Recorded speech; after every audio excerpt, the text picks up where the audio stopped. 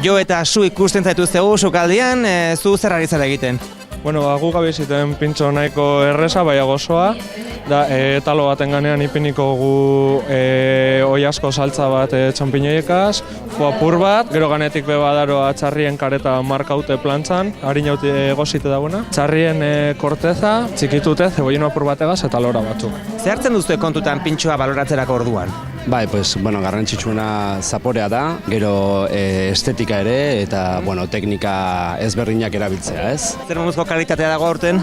Oso ona, beti urtero oso ona egoten da eta aurten ere ikusten dugu eta ikusiko dugu nola kriston pintxoak edukiko dugun, ez? Jateko eta gustatzeko, ez? Tripa bete zuek, ez? Seguro. Hori du honena, ez? EPMK izateak? Bai, dena probatzia.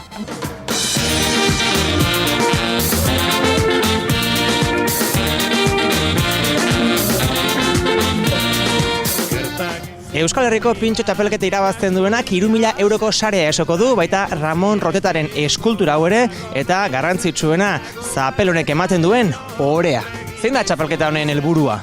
Bueno, Euskal Herrian daukagun pintxo kultura hori indartzea, ez?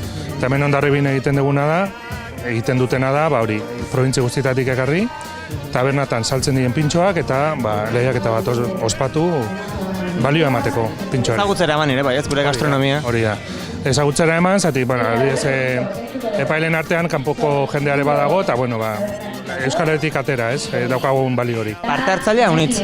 Bai, urtero asko egoten dira, urten ere, asko daude. 3 probintzietatik, iparraldetik, Naparrotik, eta asko.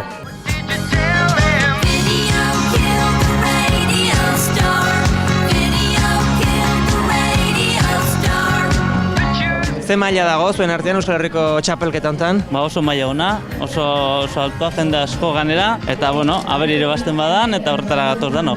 Zuen artean badago kompetentzia puntu hori edo rollo ona dago?